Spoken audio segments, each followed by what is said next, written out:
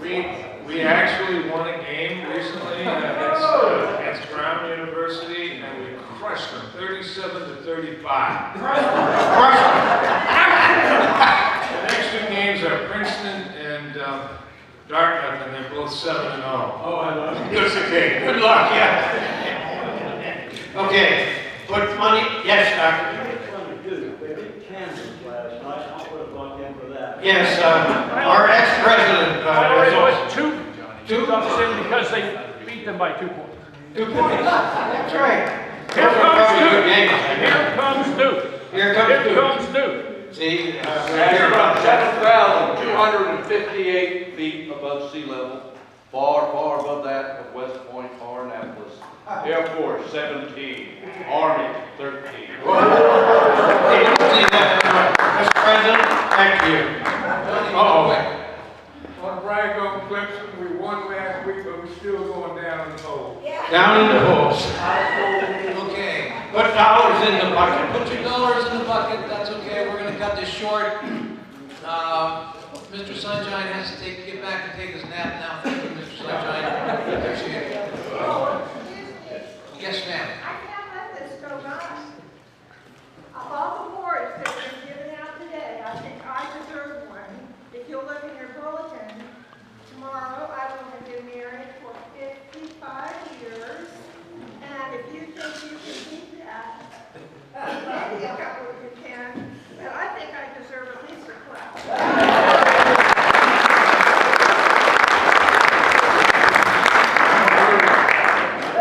I'm not Jack. Wait a minute. Wait a minute. Huh? I was told not to do that. Well, I can't control all these. You know I can't control these people. I know that, even though you're president, I realize that probably you had no leadership role whatsoever. Absolutely not. I figured that. So anyway, I'm working off this script here. Mr. Sunshine's done. And now it says, introduce guest speaker and watch the time. So we're going to do that. And I would like to first introduce a person who's introducing our guest speaker and has known him for a long time, Nick Hunt.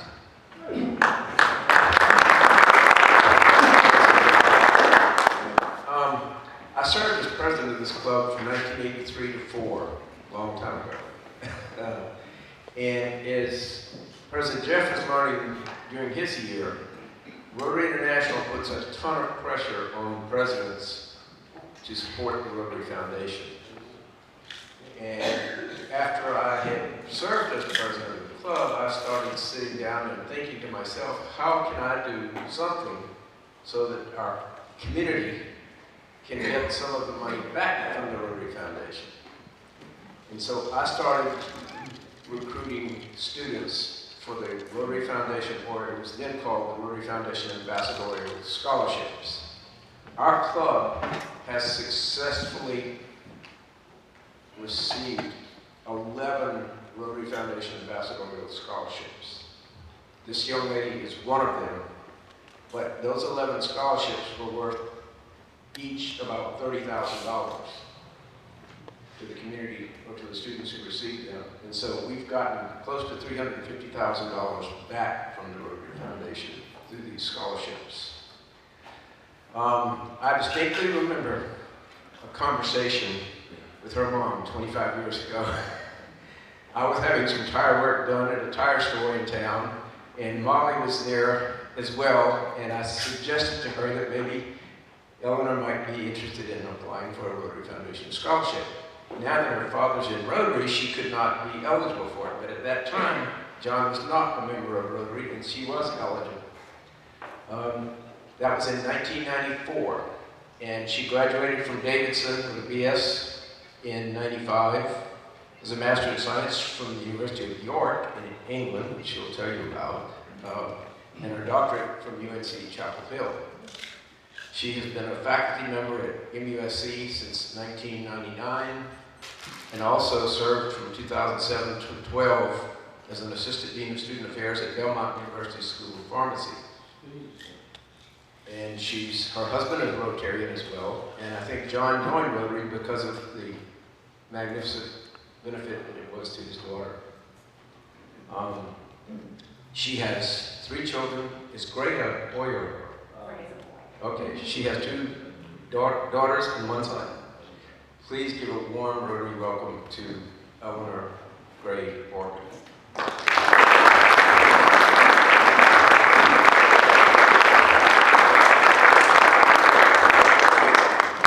Thank you. What a joy it is to be with you all today. Nick asked me to speak about my experiences as a Rotary Ambassadorial Scholar in 1996. So that was 23 years ago. Though to me, often it just seems like yesterday.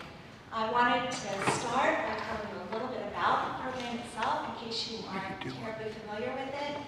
The Rotary Ambassadorial Scholarship was founded in 1947. It went on to become the world's largest privately funded international scholarships program, actually sponsoring over 41,000 students from 100 countries. The purpose of the program was to further international understanding and friendly relations among people from all different areas. While abroad, scholars serve as goodwill ambassadors to their host country, and they give presentations about their home to Rotary clubs in the area. Then, upon returning home, they again give presentations, sometimes 23 years later, about those experiences that deepened their understanding of another country. I actually applied to this scholarship twice. In 1994, when I was a senior at Davidson College and was first runner-up, and again the following year when I received the scholarship. I recall it being a rigorous and very competitive process. There were at least 40 applicants in South Carolina for each round, and we traveled to Columbia for a full day of interviews, one-on-one group interviews, and on-the-spot essays. As intimidating as this was, though, I never felt alone. Your fellow Rotarian, Sid Falk, was my tireless champion from the very beginning, coaching me through the application process and even traveling with me to Columbia both times to show his support as I went through the interview process. I know many of you remember Sid and miss him as much as I do. It is true that he sometimes came off a bit rough, but he had a heart of gold, and I will forever be grateful for his mentorship and counsel. When I was really discouraged to go to runner-up the first year, it was his encouragement that convinced me to apply the second time, and that decision has made all of the difference. You see, I had my heart set on the Masters in Health Economics program at the University of York in England. Not only was it widely considered to be the best health economics program in the world, but the study for a master's degree in England is actually structured to be 12 months, so roughly half the time it would take to get a master's degree on this side of the Atlantic. And as if these circumstances were not perfect enough, York, England is simply the most beautiful town.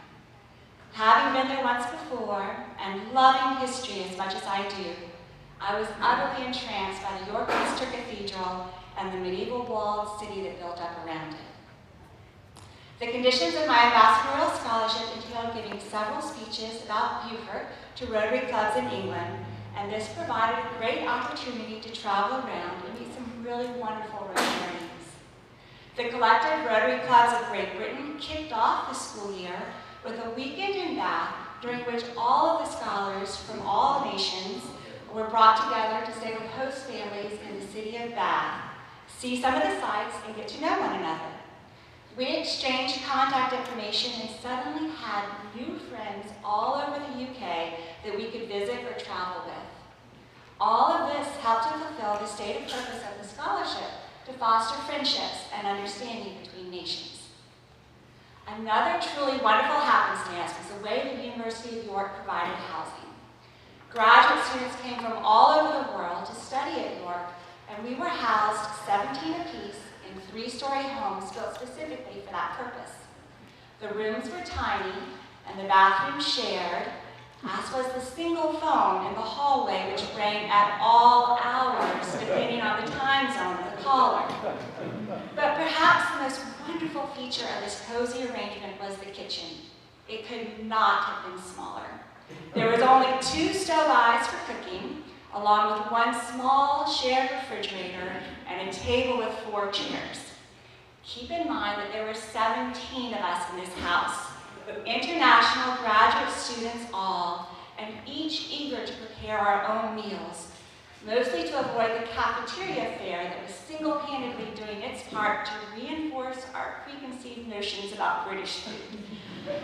So we all worked together and hammered out a kitchen schedule that seemed to work for everyone, while also affording the opportunity to share in meals from around the world.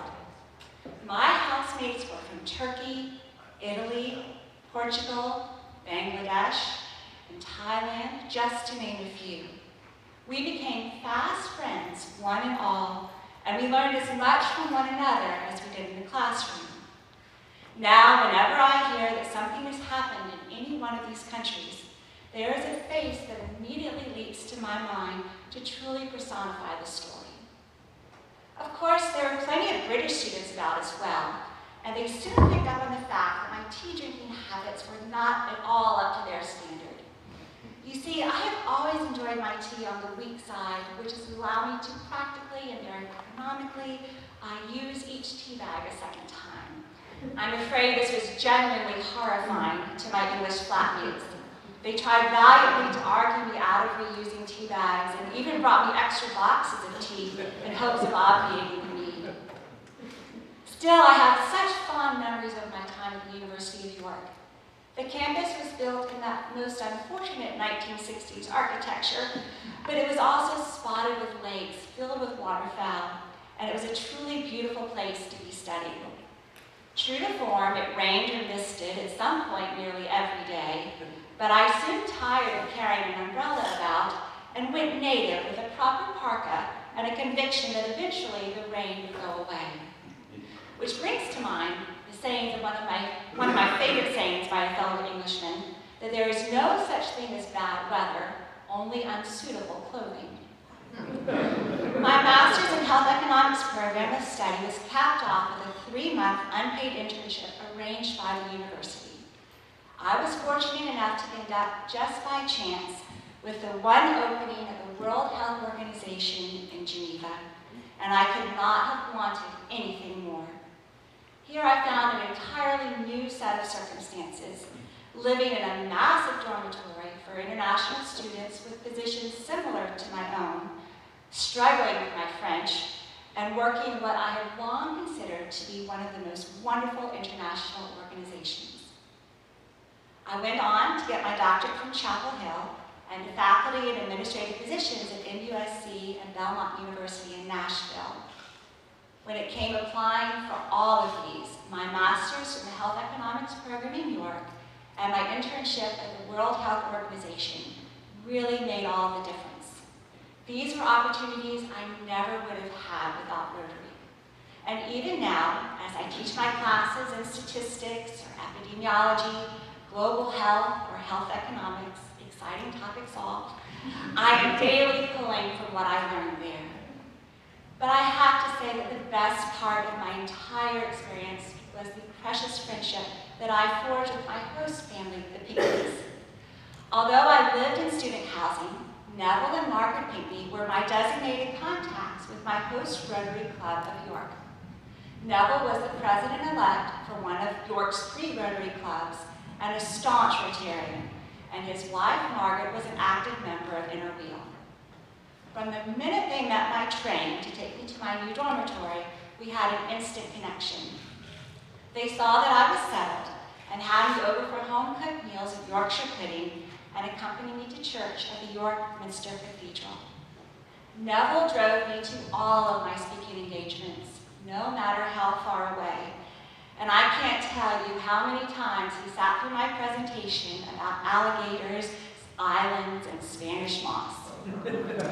They truly were my surrogate parents, and I'm indebted to them for seeing that I was thoroughly indoctrinated in all things British. One of the things that I will never forget is staying with them for Princess Diana's funeral. The whole family sat silently in the living room, Neville and Margaret and their daughters and son-in-laws, from morning to night. Margaret prepared several teas so that we could sustain ourselves without needing to leave the television for a meal, and we watched every mournful moment of that procession with quiet reverence. It was actually my last day in England, but it was not our last time together, for we've kept up a steady correspondence ever since. Plus, we have a Beaufort connection, as we were able to piece together that my Pinckneys in York are indeed distant relatives of the Pinckneys we have here. Neville and Margaret have since come to visit us, and as big-time golfers both, were thrilled to have a day at the Masters. And then my husband Andy and I went to visit them on our honeymoon, and again just last summer, this time on the Isle of Man, where Neville and Margaret had moved to be closer to their grandchildren. This little island in the Irish Sea is truly the most charming place. On a clear day, you can see the coast of Ireland, Scotland, and England from a single vantage point.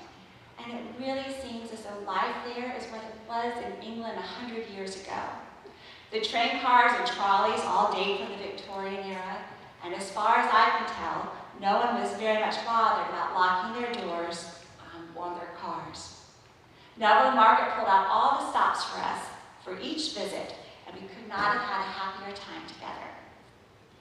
I would like to close by thanking you for all of your active support of the Rotary Club's initiatives.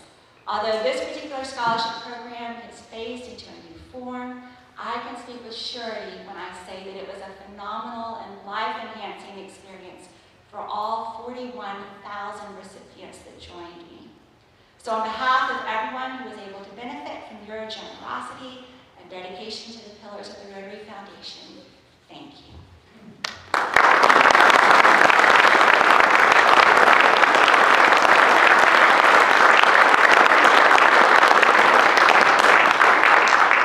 And surprise, we have time for some questions. Where to go?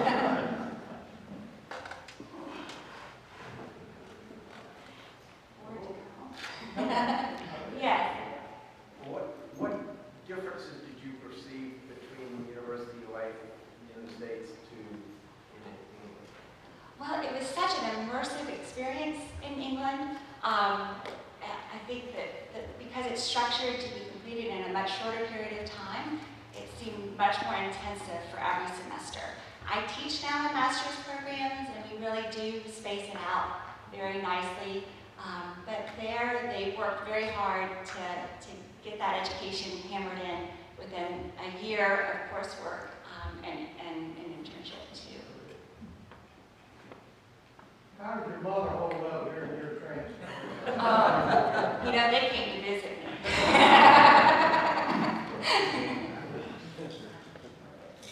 Yes, sir. Ellen, there's a very famous motorcycle race on the island. Yes, the TT. You didn't have to see that. I did not see it, but Neville and Margaret saw to it that we rode on a motorcycle on the full course around this Isle of Man circuit. And this motorcycle race is really phenomenal. People die there every year. and they are just, it turns the island upside down, and everybody just stops working and watches motorcycles. So it's a very interesting contrast. How did you get to the Isle of Man? Is there an airport? Did you go by boat? So to get to the Isle of Man, we flew from Dublin, but there are ferries. It's just, the ferries are inconsistent and extremely uncomfortable for the people who are on them. So we were very much discouraged from traveling. The Irish Sea has never been known for its calm waters.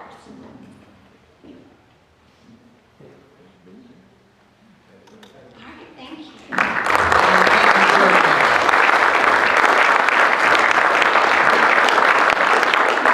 We have a book here for you to sign, and this one is Every Man a Hero, a memoir of D-Day. So if you would sign on the internal page here, we present it to the library at Beaufort, and it'll be there presented in your name.